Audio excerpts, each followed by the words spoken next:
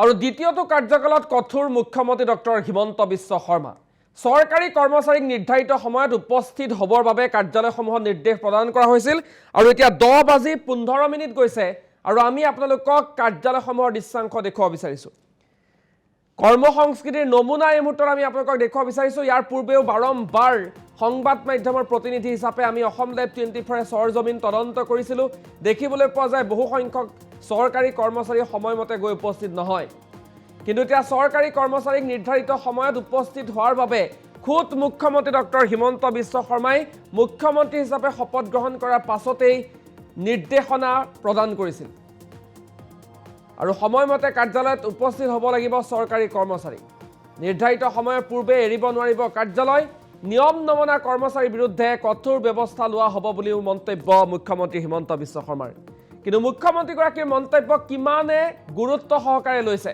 সেয়া আমি দেখুৱাব বিচাৰিছোঁ কাৰ্যালয় ইতিমধ্যে অসম লাইভ 24 সাংবাদিকৰ অভিযান আৰম্ভ হৈ গৈছে 10:15 বজাৰ লগে লগে কাৰ্যালয়সমূহত কৰ্মচাৰীসকলক উপস্থিত হোৱাৰ বাবে নিৰ্দেশ প্ৰদান কৰিছিল মুখ্যমন্ত্ৰী ডক্টৰ হিমন্ত বিশ্ব শৰ্মাই এইগৰাকী মুখ্যমন্ত্ৰীৰ আচলতে নিৰ্দেশ আখৰে আখৰে কৰ্মচাৰীসকলে পালন কৰিছেনে নাই সেয়া আমি দেখুৱাব বিচাৰিছোঁ ৰাজ্যৰ বিভিন্ন প্ৰান্তত আমাৰ সতীৰ্থ সাংবাদিকসকল আছে আৰু ইয়াৰ পূৰ্বে আমি দেখুৱাইছিলোঁ যে বিহু শেষ হ'লে বিহুৰ বন্ধৰ পিছত বিহু শেষ হৈ যায় কিন্তু সময়মতে গৈ কোনো কাৰণতে আচলতে কৰ্মচাৰীসকল উপস্থিত নহয় বিভিন্ন সময়ত তেওঁলোকে অজুহাত দিয়ে কোনোবা ফিল্ডত থকাৰ অজুহাত দিয়ে কোনোবাই গাড়ী নাপালোঁ বুলি কয় কোনোবাই কয় আজিহে পলম হৈছে এই ধৰণৰ বহু অজুহাতৰ মাজত মুখ্যমন্ত্ৰীগৰাকীয়ে যিহেতু এবাৰ নিৰ্দেশ প্ৰদান কৰিলে গতিকে আমি আপোনালোকক দৃশ্যাংশ দেখুৱাব বিচাৰিছোঁ আমি পোনপটীয়া সম্প্ৰচাৰ যোগে আপোনালোকক দেখুৱাম আমি প্ৰশ্ন কৰিম আমি প্ৰশ্নৰ উত্তৰ বিচাৰি যাম বিভিন্ন কাৰ্যালয়লৈ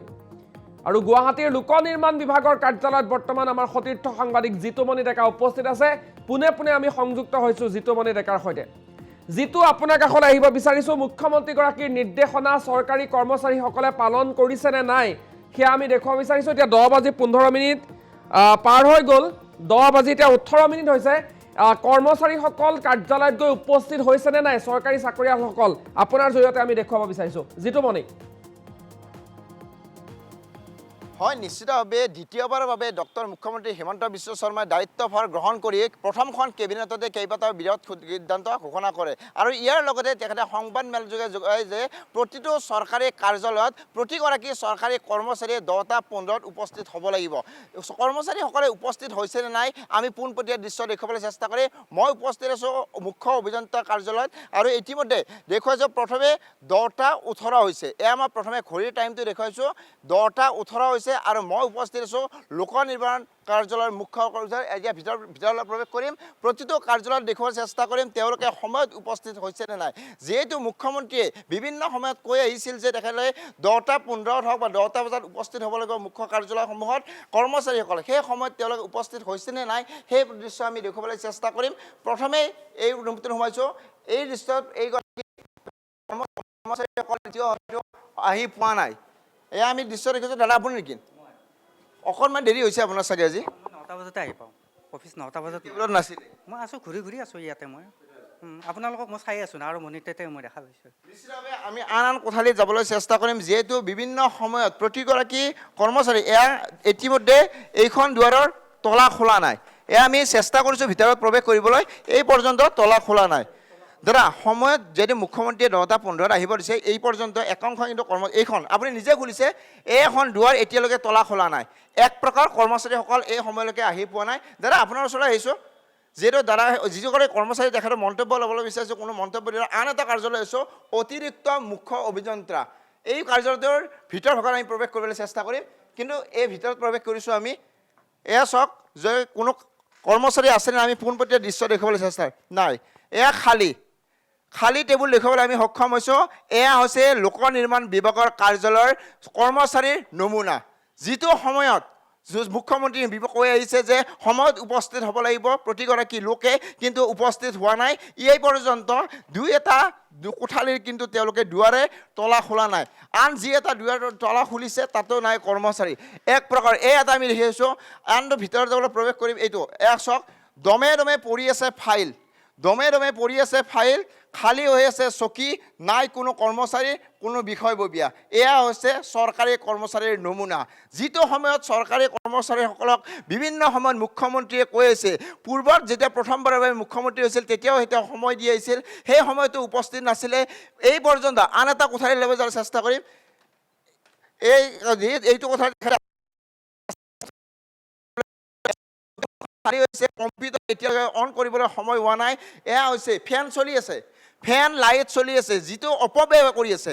আমি এক প্ৰকাৰ ক'ব লাগিব, লাইট ফেন জ্বলাই চৰকাৰী ধন অপচয় কৰি আছে। এয়া হৈছে চৰকাৰী কাৰ্যালয়ৰ নমুনা। যিটো সময়ত মুখ্যমন্ত্ৰীয়ে কৈ আছিল, যিটো সময়ত মুখ্যমন্ত্ৰীয়ে চৰকাৰী চাকৰিয়ালৰ কৰ্মচাৰীসকলক কৈ আছিল যে সময়ত উপস্থিত হ'ব লাগে, সেই সময়ত উপস্থিত হোৱা নাই। ইয়াৰ চাওক, এয়া খালী হৈ আছে। মুখ্যমন্ত্ৰীয়ে পুনৰ কৈছো, শপত গ্ৰহণ লোৱাৰ পিছতে তেখেতে অনুৰোধ জনাইছিল যে প্ৰতিগৰাকী কৰ্মচাৰীয়ে 10টা 15 কাৰ্যালয়ত উপস্থিত হ'ব লাগিব। সেই সময়তে কিন্তু চানমাৰীস্থিত মুখ্য অভিযন্তা কাৰ্যালয়ত এনেদৰে পৰি আছে। কিন্তু দুই এগৰাকী বিষয়ববীয়া আহি পাইছে যদিও বেছিভাগ চকী টেবুল খালী হৈ গৈছে, ফেন লাইট চলি আছে। এয়া হৈছে চৰকাৰী কৰ্মচাৰীৰ নমুনা। এয়া দৃশ্য দেখুৱাবলৈ অনুৰোধ জনাইছোঁ মোৰ সহযোগীক। এয়া চাওক, চকী খালী হৈ আছে, কম্পিউটাৰ অন কৰিবলৈ সময় হোৱা নাই। যিফালে চাব আপুনি, যিফালে চাব সেইফালে কিন্তু খালী চকী। কিন্তু পুনৰ মই দেখুৱাইছোঁ 10টা 21 হ'ল। এয়া আমি 10টা 21 হ'ল সময়, 10টা 21 হ'ল, কিন্তু 10টা 15 সময় দিছিল মুখ্যমন্ত্ৰীগৰাকীয়ে। কিন্তু 10টা আমি চৰকাৰী কাৰ্যালয়ৰ ঘড়ীটোৰ দৃশ্য দেখাবলৈ হৈছোঁ। এয়া চাওক, চৰকাৰী কাৰ্যালয়ৰ ভিতৰৰ দৃশ্য, ঘড়ীৰ দৃশ্য 10টা 20 হৈ গ'ল। কিন্তু দুই এগৰাকী বিষয়ববীয়াৰ বাহিৰে কোনো এগৰাকী বিষয়ববীয়া, এয়া চাওক আনফালে দৃশ্য। মই পুনৰ উল্লেখ কৰিছোঁ, মুখ্যমন্ত্ৰীয়ে দ্বিতীয়বাৰৰ বাবে ডক্টৰ হিমন্ত বিশ্ব শৰ্মাৰ শপত গ্ৰহণ কৰাৰ পিছতে প্ৰথমখন কেবিনেটত বিভিন্ন কেইবাটাও সিদ্ধান্ত লৈছিল। তাৰ পিছতে সংবাদ মেলে যোগাইছিল যে প্ৰতিটো চৰকাৰী কৰ্মচাৰী, প্ৰতিগৰাকী কৰ্মচাৰীয়ে 10টা 15 তেখেতসকলে সময়ত উপস্থিত হ'ব লাগিব। সেই একেটা সময়তে কিন্তু এনেদৰে খালী হৈ আছে, দমে দমে পৰি আছে ফাইল। তাৰ পিছতো কিন্তু কোনো ধৰণৰ নাই গুৰুত্ব। এক প্ৰকাৰৰ ৰাইজৰ যি ধন, তেওঁলোকে লাখ লাখ টকা তেওঁলোকে লৈ আছে, কিন্তু যে কৰ্ম কৰিব লাগে সেই তাক লৈ নাই কোনো ধৰণৰ গুৰুত্ব। আমি পুনৰ বাহিৰৰ ভাগত গৈ পেলাই দৃশ্যসমূহ দেখিবলৈ চেষ্টা কৰিম, কিয়নো মুখ্যমন্ত্ৰীৰ কথাই যে নুশুনে একাংশ কৰ্মচাৰী, সেই কৰ্মচাৰীৰ বিৰুদ্ধে কেনেধৰণৰ ব্যৱস্থা গ্ৰহণ কৰিব জনতাই প্ৰশ্ন কৰিছে। বিভিন্ন সময়ৰ বিভিন্ন কাম লৈ যিসকল লোক আহে, সেই লোকসকলে কিন্তু ঘূৰি যাব লাগে। আন এটা দৃশ্য দেখুৱাইছোঁ, এয়া চাওক, দমে দমে ফাইল পৰি আছে, লাইট ফেন চলি আছে, কিন্তু নাই কোনো ধৰণৰ কৰ্মচাৰী, নাই কোনো বিষয়ববীয়া। এয়া হৈছে চানমাৰীস্থিত মুখ্য অভিযান্ত্ৰিক কাৰ্যালয়ৰ চৌহদৰ দৃশ্য, কাৰ্যালয়ৰ ভিতৰৰ দৃশ্য। লোক নিৰ্মাণ বিভাগে বিভিন্ন সময়ত গুৱাহাটীৰ ধৰিকে ৰাজ্যৰ ভিন্ন স্থানত যিবোৰ কাম আছে, সেই কামবোৰ আধৰুৱা হৈ আছে। ইয়াৰ পিছত দৃশ্যাংশ গ্ৰহণ কৰক, যিটো আপুনি দৃশ্যাংশ দেখুৱাই থাকক। আপোনাৰ দৃশ্যাংশ আমি এই মুহূৰ্তত টেলিভিশ্যনৰ পৰ্দাত দেখুৱাই আছোঁ। আপুনি ভাষ্য ল'বলৈ যত্ন কৰিব।